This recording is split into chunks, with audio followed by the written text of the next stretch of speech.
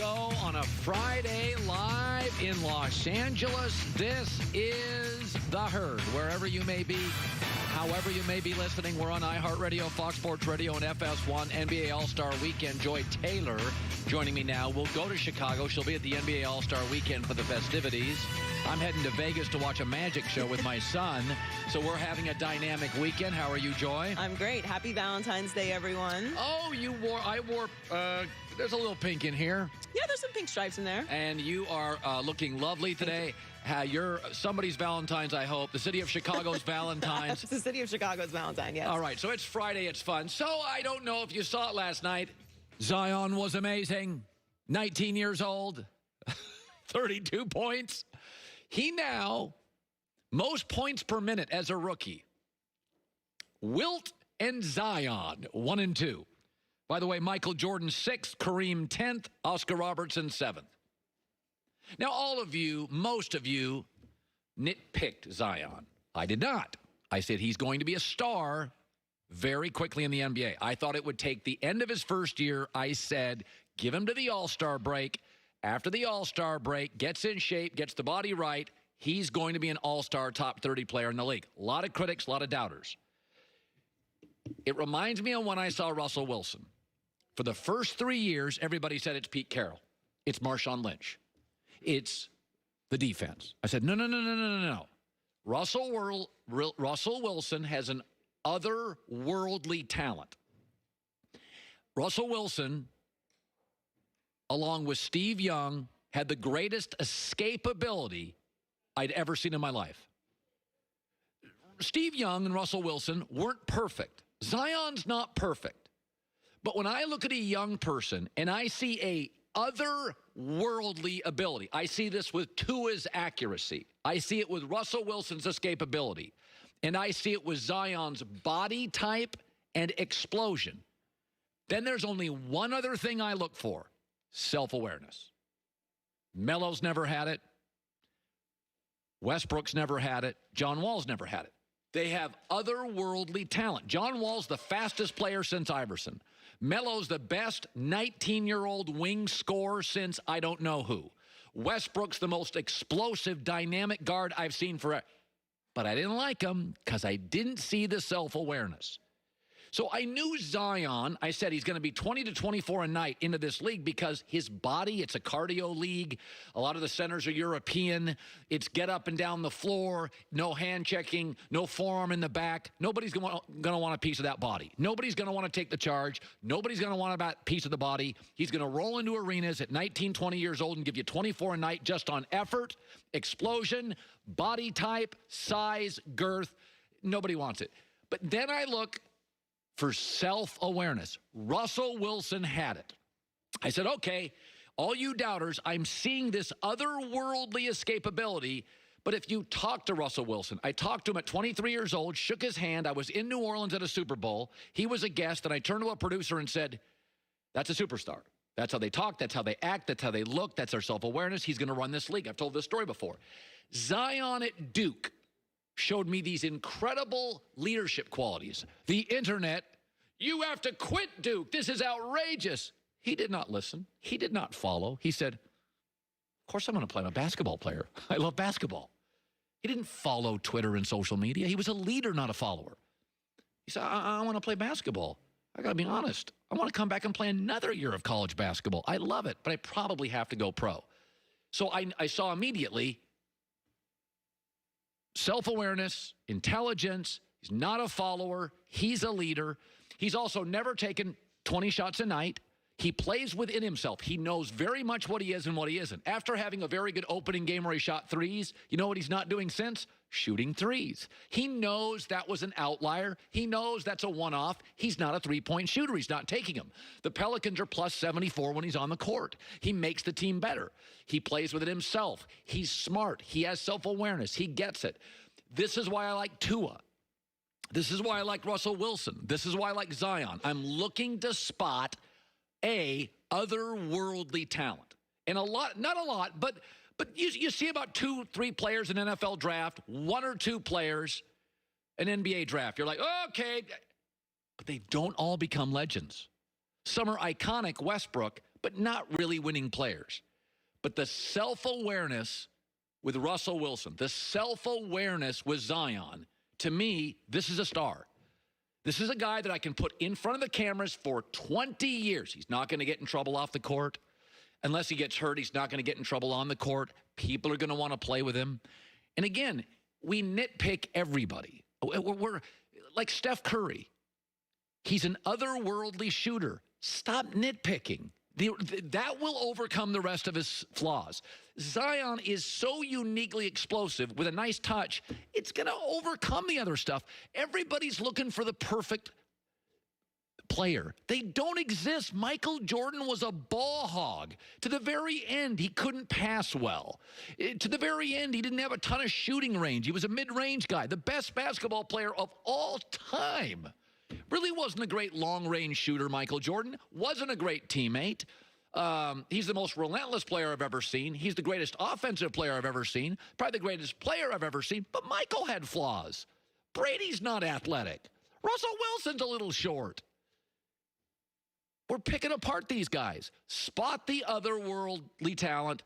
And then if they have self-awareness, which makes them more coachable, adaptable, amenable, they'll spot their weaknesses. They'll know their strengths. They'll get the right friends. They'll stay out of trouble. They'll listen more than they talk. Then you've got an icon.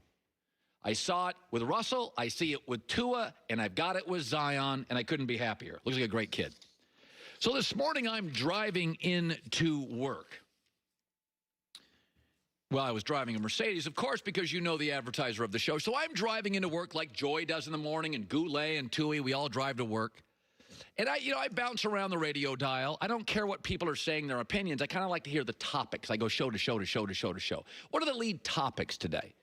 But I was listening as I was bouncing around the radio dial on XM Sirius to Channel 83 XM Sirius. That's our channel, I heard. Nick Wright and Eric Mangini had a great moment on the show. It was really special. I was going to text them, but you can't text and drive. My kids tell me that all the time.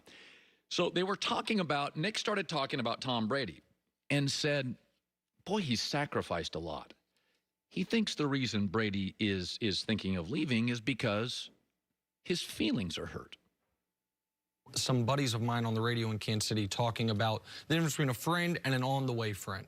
And an on-the-way friend is you call them in the middle of the night and say, I need you. And before you ask any question, say, I'm on my way. And the reason I bring that up is I wonder if Brady's always thought in his head, okay, Belichick runs things the one way, and we have the way we do things here, but if I ever were to tell him I need something, even though I've never done it, I know in my heart of hearts he'd be there for me. And Tom finally, for the first time ever, made that phone call. Bill, I need you. And the response was, sorry, Tommy, I'm busy. That would hurt, and that would make you reevaluate the relationship. If I've sat there over the last 18, 19 years and seen a bunch of people pick up the phone and say, hey, Bill, I need you. And Bill say, hey, you know, I'm busy. And then suddenly I think, well, I'm going to pick up the phone and I'm going to get a different answer. Isn't that my fault? Why do I expect the organization and the person who runs the organization to suddenly get nostalgic about me? I side with Mangini here, although I thought Nick's points were excellent. Tom has been the spokesperson for the system. This system does not have a soft landing. There's no Disneyland at the end. It's a tunnel of harsh. It's got its own slogan, the Patriot Way. Brady laughed at the Super Bowl parade where Bill chanted, no days off. It's not that he's been just a member. Tom's been the spokesman. Tom's been the guy that takes the pay cut. Tom has lived in that tunnel of harsh, the Patriot Way. Punitive, intense, unforgiving, laser-focused, and he has benefited greatly. But when Belichick took over the franchise, do you remember the two players they had? They had a guy named Ben Coates. Tom Curran wrote about that in Boston this week. Ben Coates was a Pro Bowl tight end, aging but great. And then they had Drew Bledsoe, and Bledsoe had a left tackle named Bruce Armstrong, also a Pro Bowler. They were Pro Bowlers. They were the glue of the franchise. Less than 2 weeks after Bill Belichick was hired, he let them both go. As Tom Curran writes, the reasons were simple. Both were in decline. Tom knew the game day one. Tom Brady is looking for Disneyland. This is not Disneyland. Okay, that could be the Chargers. That could be Indy. That could be Tennessee. But Tom has been the spokesperson for the most punitive, the harshest, the most bottom line, the Patriot way, no days off. Tennessee is going to be more fun. Indianapolis will have a better offensive line. The Chargers will have more weapons. But this is the most frugal, bottom line, harshest, intense, laser-focused franchise in the National Football League. And it's probably not the most human way, the most sensitive way, but it's benefited Tom greatly. I think one of the most frustrating things in any relationship, you hear men complain about it, you hear women complain about it, trying to change who people really are. Don't get married and try to change people. Don't go work for a company and try to change the company. Bill is what he is. He has never given you false hope that he'd give you a big balloon payment on the way out. Tom got his feelings hurt because Tom's trying to change what Belichick is. That is an exhausting relationship to be in. If I'm Brady, I retire or I go have fun in Tennessee, Indianapolis, the Chargers. But you cannot expect a soft landing at the end of the NFL's harshest tunnel.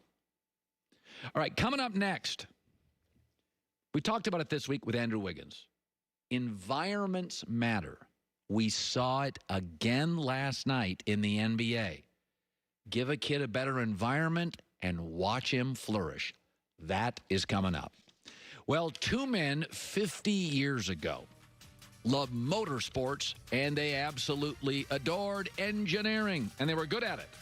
They began building race engines in an old mill. They saw an opportunity, an invitation in every curve, a chance to push the envelope, break the rules, a chance to prove these two guys that a 2-ton family sedan could have the performance to compete in 24-hour track races. They shocked the competition. They built a reputation, but it wasn't enough. They continue to validate their belief by putting race car engines in luxury sedans and stun the elite in world racing by winning time and again. We may never truly understand what drives Mercedes-AMG to break barriers, along with records. But here's to allowing us to enjoy the results. Learn more at mbusa.com/AMG. Mercedes-AMG. Driving performance.